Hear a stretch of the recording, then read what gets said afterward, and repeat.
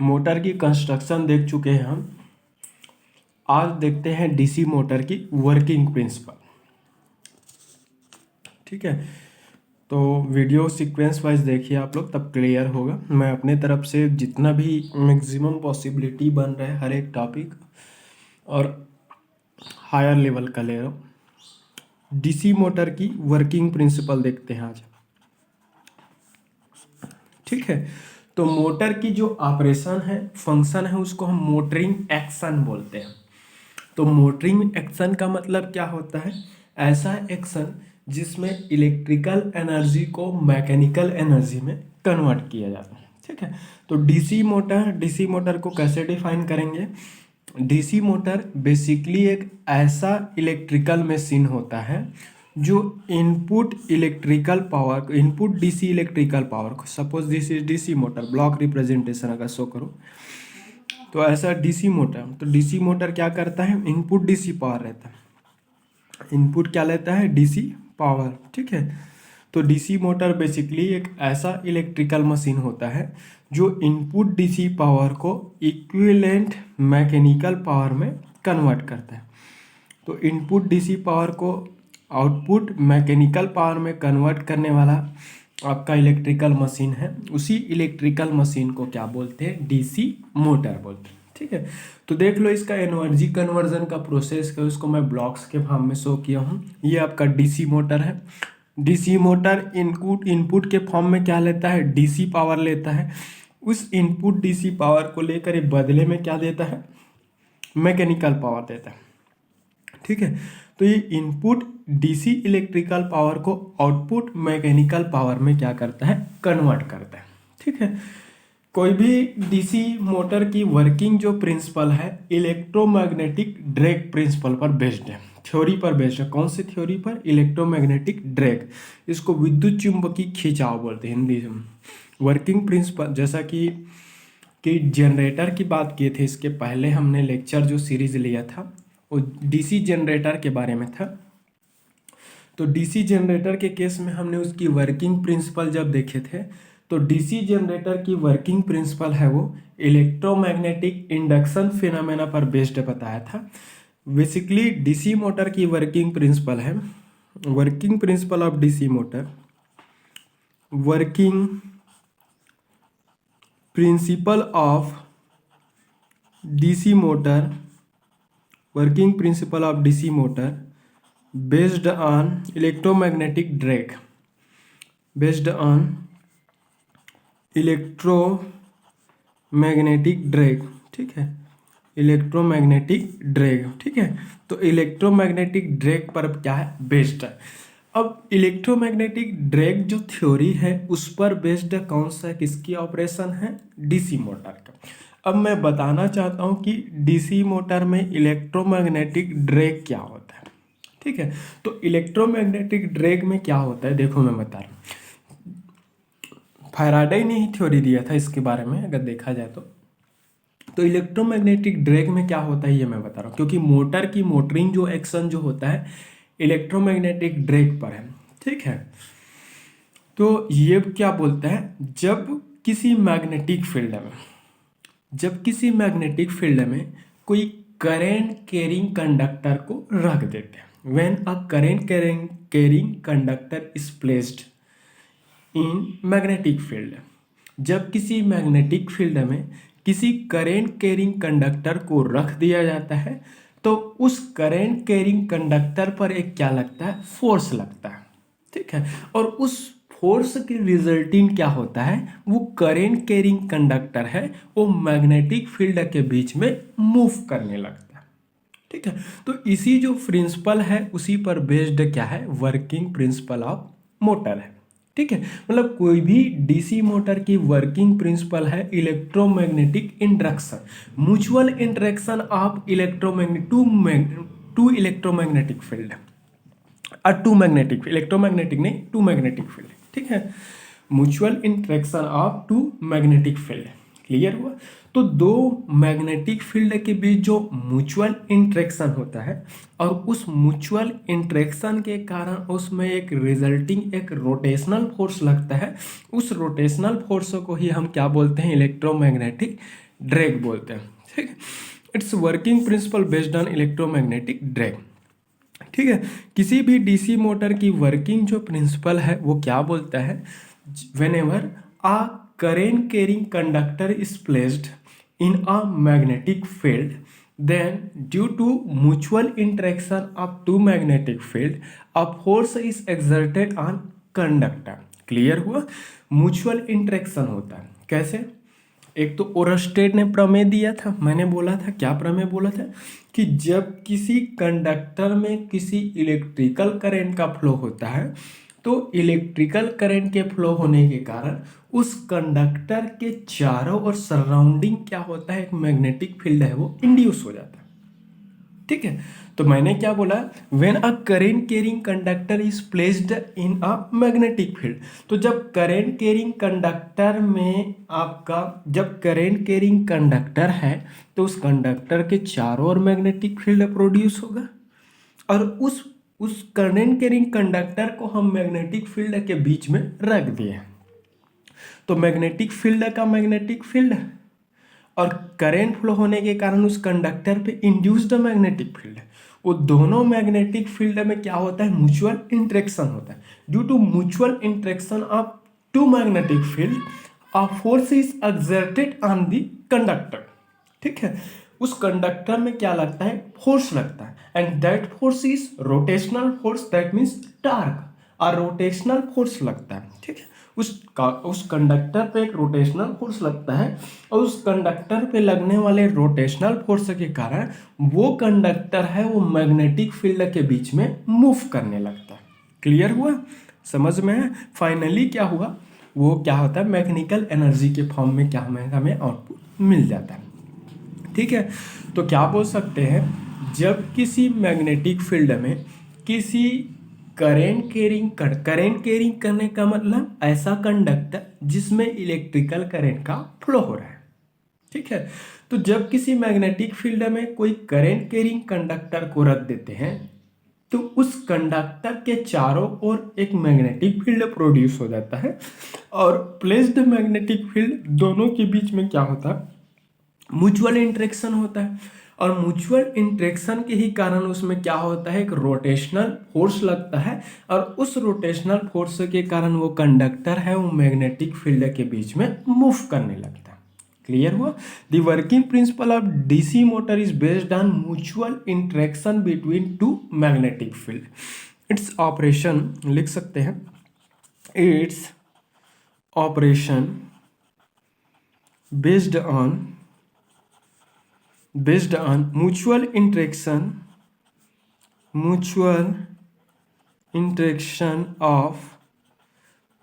interaction of two magnetic field, ठीक है, to magnetic field. तो दो मैग्नेटिक फील्ड के बीच में म्यूचुअल इंटरेक्शन होता है, और उस म्यूचुअल इंटरेक्शन के रिजल्टिंग क्या होता है, रोटेशनल फोर्स लगता है, और उस रोटेशनल फोर्स के कारण वो जो कंडक्टर है वो मैग्नेटिक फील्ड के बीच में मूव करने लगता है, ठीक है। तो इसी को इलेक्ट्रोमैग्नेटिक ड्रैग बोलते हैं। ड्रैग किसको, इलेक्ट्रोमैग्नेटिक ड्रैग का मतलब क्या हुआ, एक तो करेंट कैरिंग कंडक्टर मतलब एक मैग्नेटिक फील्ड है। चलो मैं इसका डायग्राम बना देता हूँ तब क्लियर हुआ। चलो आप इस मैंने बताया था थ्योरी पढ़ाते समय, कंस्ट्रक्शन पढ़ाते समय कि स्मॉल साइज की जो मोटर्स होती है, इस स्मॉल साइज की मोटर्स में मैग्नेटिक फील्ड प्रोड्यूस करने के लिए ये आपका नॉर्थ और ये साउथ पोल हो गया, परमानेंट मैग्नेट का यूज़ करते हैं, ठीक है। बट हेवी जो लार्ज साइज की जो मोटर है उसमें मैग्नेटिक फील्ड प्रोड्यूस करने के लिए इलेक्ट्रोमैग्नेट का यूज़ करते हैं। इलेक्ट्रोमैग्नेट मीन्स उसमें एक मैग्नेटिक कॉइल लगा होता है, पोल होता है, उस पोल में क्या रहता है, मैग्नेटिक कॉइल लगा होता है। उस कॉइल में जैसे इलेक्ट्रिसिटी का फ्लो कराते हैं तो उस कॉइल में एक मैग्नेटिक फील्ड सेटअप हो जाता है, तो वो इलेक्ट्रोमैग्नेट हुआ। फ्लोइंग इलेक्ट्रिसिटी के कारण उसमें मैग्नेटिक प्रॉपर्टी प्रोड्यूस हुआ, इस कारण उसको क्या बोलते हैं, इलेक्ट्रोमैग्नेट। तो स्मॉल साइज की मशीन्स हैं उसमें परमानेंट मैग्नेट यूज करते हैं, मैग्नेटिक मैग्नेट को ही सीधा सीधा यूज करते हैं। तो यहाँ पर मैग्नेट का दो पोल शो कर दिया, नॉर्थ पोल और ये साउथ पोल। इस मैग्नेट के बीच में मैग्नेटिक फील्ड प्रोड्यूस होंगे, इसके चारों एक मैग्नेटिक फील्ड सेटअप रहे। इन दोनों पोल के बीच में, मैग्नेटिक पोल के बीच में हम क्या रख देते हैं, कंडक्टर रख देते हैं। सपोज एक रेक्टेंगुलर शेप्ड आपका सीट ले लिए, वायर ले लिए, कंडक्टर मतलब वायर बोलो, क्वाइल जिसको हम आर्मेचर बोल देते हैं। कंडक्टर बोलो, चाहे क्वाइल बोलो, चाहे आर्मेचर बोलो। ये आर्मेचर को रख दिए, कंडक्टिंग मटेरियल है, आर्मेचर है, मैग्नेटिक फील्ड के बीच में रख दिए। और इस कंडक्टिंग मटेरियल, कंडक्टर, आर्मेचर, इस आर्मेचर के अक्रॉस हम क्या लगा देते हैं, कोई, ये आपका सपोज कम्यूटेटर, ये आपका क्या है, कम्यूटेटर है, ये ऐसा कम्यूटेटर है, ठीक है। तो इसका आर्मेचर से क्या है, मैंने बताया था कंस्ट्रक्शन पढ़ाते समय, आर्मेचर की जो कंडक्टिंग जो कॉइल होता है, वो कंडक्टिंग कॉइल है वो कम्यूटेटर से अटैच होता है। तो ये आपका आर्मेचर हो गया, ये आर्मेचर की कॉइल है, कंडक्टर है समझो। इस कंडक्टर को हम किससे लगा दिए हैं, कम्यूटेटर से। सपोज दिस इज आपका स्प्लिट रिंग्स टाइप का आपका कंडक्टर है समझो, एक कम्यूटेटर है। तो एक रिंग शेप्ड कम्यूटेटर है, उससे अटैच हो गया आर्मेचर। और अगेन इस कम्यूटेटर से आपका क्या है, रेक्टेंगुलर शेप्ड क्या रहता है, ब्रशेस रहता है, रेक्टेंगुलर शेप्ड ब्रशेस रहता है जो कि ब्रश होल्डर से कनेक्टेड रहता है। तो ये आपका आर्मेचर हो गया। आर्मेचर से क्या हो गया, सर्कुलर शेप्ड आपका कम्यूटेटर हो गया। और कम्यूटेटर के साथ स्लाइडिंग कॉन्टेक्ट बनाते हुए क्या बना दिया, दो ब्रशेस बनाए। मैंने बताया था कि डीसी मोटर में ब्रशेस के थ्रू ही हम external input DC signal apply करते हैं। सपोज ये आपका एक्सटर्नल डीसी सिग्नल ऐसा जोड़ दिया, ये प्लस और ये माइनस, ठीक है। तो ये एक्सटर्नल इनपुट डीसी सिग्नल है, क्योंकि डीसी मोटर क्या करेगा, इनपुट डीसी पावर को इक्विवेलेंट मैकेनिकल पावर में कन्वर्ट करेगा। तो इनपुट जो डीसी पावर होता है, उस इनपुट डीसी पावर को डीसी मोटर के ब्रशेस के थ्रू हम आर्मेचर को अप्लाई, हम ब्रश में दे रहे हैं, ये ब्रश के थ्रू यहाँ कहाँ पर जाएगा, कम्यूटेटर में जाएगा। ये कम्यूटेटर है, रिंग शेप्ड स्ट्रक्चर जो दिख रहा है वो कम्यूटेटर है। अगेन ये कम्यूटेटर है, वो किसके साथ में अटैच्ड रहता है, आर्मेचर के साथ। क्लियर हुआ। तो एक्सटर्नल इनपुट डीसी पावर को हम ब्रशेस के अक्रॉस अप्लाई कर देते हैं। अब देखो, जैसे इस ब्रशेस के अक्रॉस हम क्या करेंगे, इनपुट डीसी पावर अप्लाई करेंगे। ये अप्लाइड इनपुट डीसी का पावर के कारण कम्यूटेटर के थ्रू इस आर्मेचर पर करंट का फ्लो होना शुरू हुआ। तो ये पॉजिटिव तो ऐसे फ्लो होंगे, ऐसे करंट का फ्लो होगा, ऐसे सर्कुलेट होगा इस कंडक्टर पे, ऐसे ऐसे क्लॉकवाइज डायरेक्शन में करंट का फ्लो होगा, ठीक है। इस एक्सटर्नल, तो देखो ये मैग्नेटिक फील्ड हुआ, और उस मैग्नेटिक फील्ड के बीच में क्या रखा है, कंडक्टर, और उस कंडक्टर में क्या हो रहा है, इलेक्ट्रिसिटी का फ्लो हो रहा है। तो फैराडे ने बोला था, क्या बोला है, कि जब किसी करंट कैरिंग कंडक्टर को मैग्नेटिक फील्ड के बीच में लाते हैं, तो मैग्नेटिक फील्ड के बीच में देखो, इस ब्रशेस के थ्रू हमने डीसी वोल्टेज को, हम डीसी एनर्जी को किसमें अप्लाई कर रहे हैं, आर्मेचर में। आर्मेचर मतलब कंडक्टर, कॉइल, कुछ भी बोलो। तो जैसे ही डीसी के कारण इसमें डीसी करंट का फ्लो होगा इस कंडक्टर में, तो ये कंडक्टर है वो क्या हो गया, आपका करंट कैरिंग कंडक्टर हो गया। अब ये करंट कैरिंग जैसे ही इस कंडक्टर में इलेक्ट्रिसिटी का फ्लो होगा, इस कंडक्टर के चारों ओर एक मैग्नेटिक फील्ड है वो प्रोड्यूस हो जाए, इसमें मैग्नेटिक फील्ड। अब इसमें कंडक्टर में प्रोड्यूस्ड मैग्नेटिक फील्ड, और ये आपका परमानेंट मैग्नेट का मैग्नेटिक फील्ड, मतलब ये पोल का मैग्नेटिक फील्ड और कंडक्टर का मैग्नेटिक, दो मैग्नेटिक फील्ड हुए। दोनों मैग्नेटिक फील्ड में क्या होता है, म्यूचुअल इंट्रैक्शन होता है, ठीक है। और उस म्यूचुअल इंट्रैक्शन के कारण क्या होता है, ये मैग्नेटिक फील्ड के बीच में प्लेस्ड जो कंडक्टर है वो मूव करने लगे। इसमें म्यूचुअल इंट्रैक्शन के कारण एक रोटेशनल फोर्स लगता है। उस रोटेशनल फोर्स को हम क्या बोलते हैं, टार्क बोलते हैं। क्या बोलते हैं इसको, टार्क, ठीक है। तो म्यूचुअल इंट्रैक्शन के रिजल्टिंग क्या होता है, एक रोटेशनल फोर्स लगता है। उस रोटेशनल फोर्स के कारण ये कंडक्टर है इस मैग्नेटिक फील्ड के बीच में मूव होने लगता है। क्लियर हुआ। तो इस मैग्नेटिक फील्ड के बीच में मूव होने वाले कंडक्टर है, उसकी मूविंग डायरेक्शन को रिप्रेजेंट करने के लिए फ्लेमिंग नाम का साइंटिस्ट था। उस फ्लेमिंग नाम के साइंटिस्ट ने एक लॉ दिया, एक रूल दिया। उस रूल को बोलते हैं फ्लेमिंग्स लेफ्ट हैंड रूल, ठीक है। तो कोई भी मैटर या फिर कोई भी कंडक्टर, कोई भी करंट कैरिंग कंडक्टर जब किसी मैग्नेटिक फील्ड पे रखा जाता है, तो उस मैग्नेटिक फील्ड और कंडक्टर पे प्रोड्यूस्ड मैग्नेटिक फील्ड, उन दोनों के बीच म्यूचुअल इंटरेक्शन होता है और म्यूचुअल इंटरेक्शन के कारण उस कंडक्टर पर एक रोटेशनल फोर्स लगता है और उस रोटेशनल फोर्स के कारण वो कंडक्टर मैग्नेटिक फील्ड में क्या होने लगता है, मूव करने लगता है। ठीक है, तो इसका मैग्नेटिक फील्ड और करंट कैरिंग कंडक्टर का मैग्नेटिक फील्ड दोनों के बीच में क्या हुआ, म्यूचुअल इंटरेक्शन। म्यूचुअल इंटरेक्शन के कारण क्या हुआ, इसमें एक रोटेशनल फोर्स लगा और उस रोटेशनल फोर्स के कारण ये कंडक्टर इस मैग्नेटिक फील्ड के बीच में मूव करना शुरू कर दिया। तो दो मैग्नेटिक फील्ड के कारण, इसमें म्यूचुअल इंटरेक्शन के कारण ये कंडक्टर मूव हो रहा है। इसी फिनोमेना को ही क्या बोलते हैं, आपका इलेक्ट्रोमैग्नेटिक ड्रैग बोलते हैं, इलेक्ट्रोमैग्नेटिक ड्रैग। ठीक है, तो फ्लेमिंग नाम का साइंटिस्ट था, उस फ्लेमिंग नाम के साइंटिस्ट ने क्या किया, किसी डीसी मोटर में जो रोटेशन होता है, अप्लाइड इनपुट डीसी पावर और मैग्नेटिक फील्ड के बीच म्यूचुअल इंटरेक्शन के कारण जो कंडक्टर मैग्नेटिक फील्ड के बीच मूव करता है, उसकी कंडक्टर की मूविंग डायरेक्शन को रिप्रेजेंट करने के लिए फ्लेमिंग नाम के साइंटिस्ट ने एक लॉ दिया।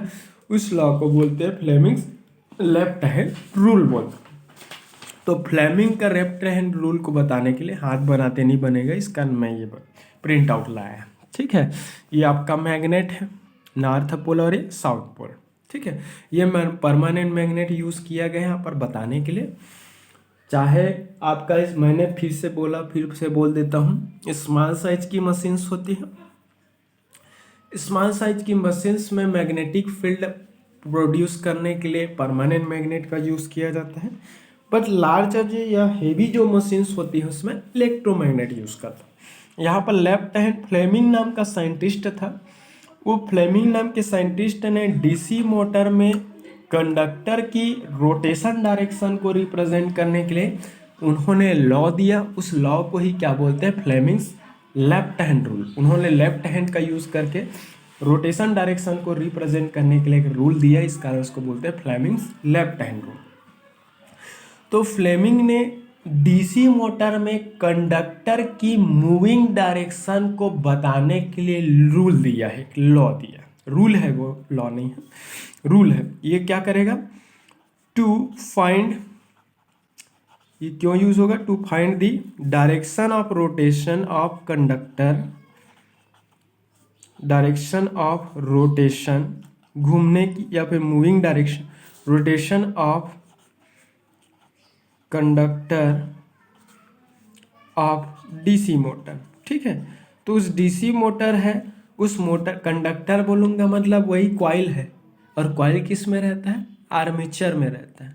ठीक है, और आर्मेचर को ही क्या बोल देते हैं, रोटर बोल देते हैं। कंफ्यूज नहीं होना, जो घूमता है वही रोटर है। तो उसकी रोटर की रोटेशन डायरेक्शन मतलब आर्मेचर का, या फिर उसको कंडक्टर बोलो, चाहे उसको कॉइल बोलो, चाहे वायर बोलो, जो बोलो, इतना यूज कर सकते।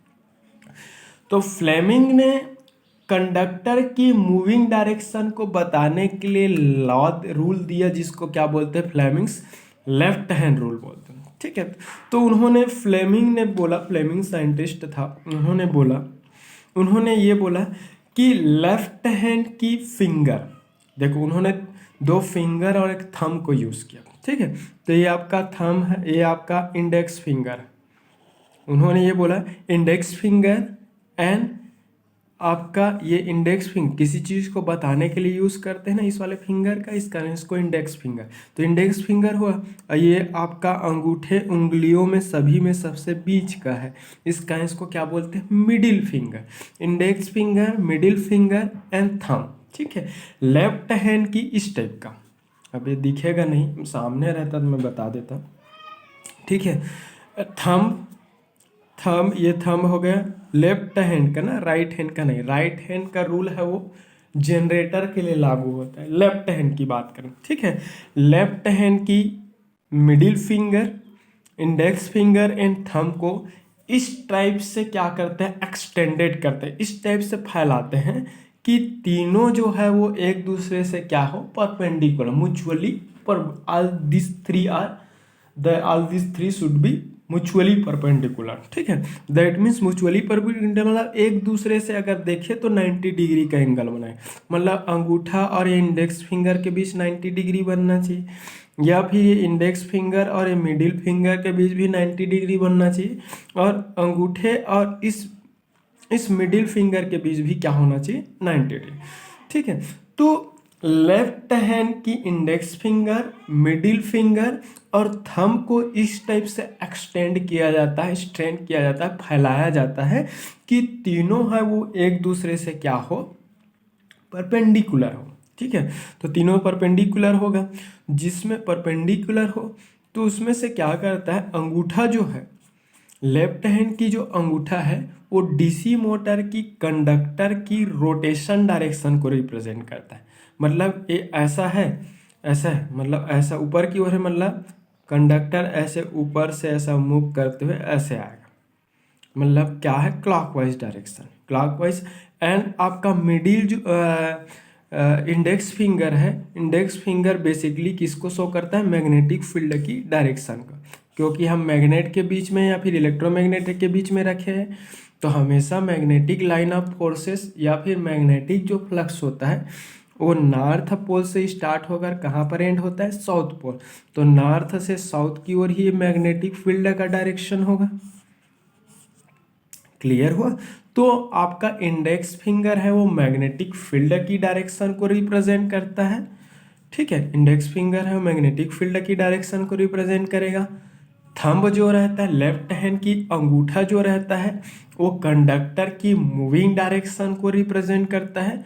बट मिडिल जो फिंगर है, बीच का फिंगर है, वो करंट के फ्लोइंग डायरेक्शन, उस पर्टिकुलर कंडक्टर में इलेक्ट्रिसिटी का जो फ्लो होगा उसकी फ्लोइंग डायरेक्शन को क्या करेगा, रिप्रेजेंट करे।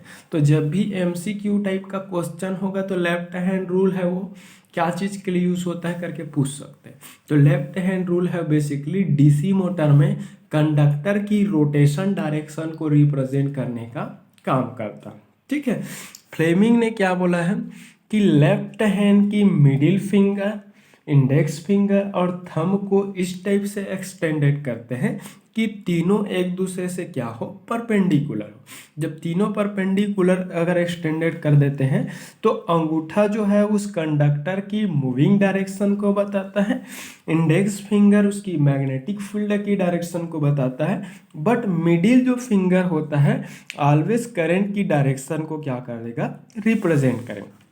यहाँ पे देख सकते हैं ये है हमारा डीसी मोटर है, ये हमारा कम्यूटेटर है, ये वाला भाग, ठीक है। कम्यूटेटर, इस कम्यूटेटर के साथ स्लाइडिंग कॉन्टेक्ट बनाता है, उसको क्या बोलते हैं, ब्रशेस। तो ये दो ठो ब्रशेस है रेक्टेंगुलर शेप जो कि ब्रश होल्डर में रखा होता है, ठीक है।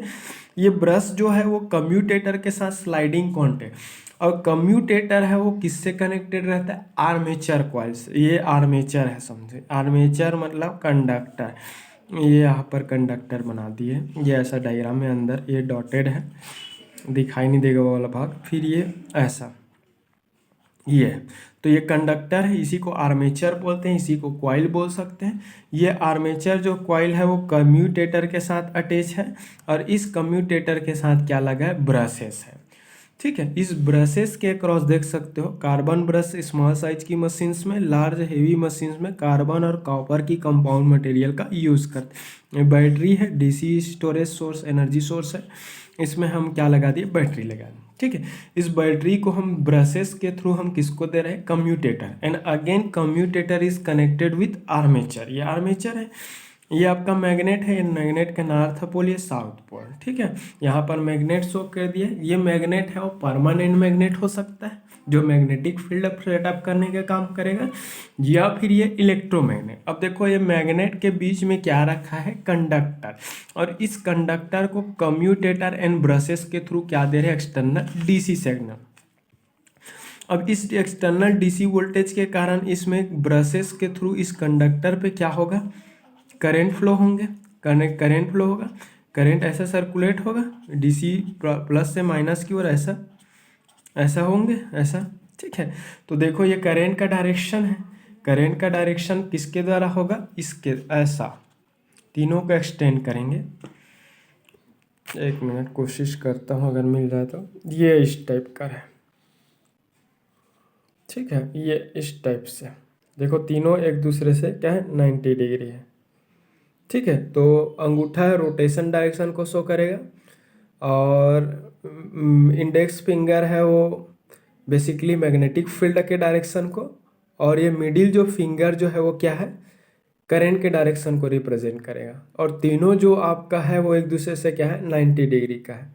तो फ्लेमिंग ने यही बोला था कि अंगूठा मिडिल फिंगर और इंडेक्स फिंगर को इस टाइप से एक्सटेंडेड करते हैं कि अंगूठा जो है थंब जो है बेसिकली उस कंडक्टर की मूविंग डायरेक्शन को रिप्रेजेंट करेगा। इंडेक्स फिंगर मैग्नेटिक फील्ड का, ये ऐसा मैग्नेटिक फील्ड का डायरेक्शन ऐसा रहेगा, नॉर्थ से साउथ की ओर रहेंगे ऐसा। मैग्नेटिक फ्लक्स का डायरेक्शन ही मैग्नेटिक फील्ड का डायरेक्शन है।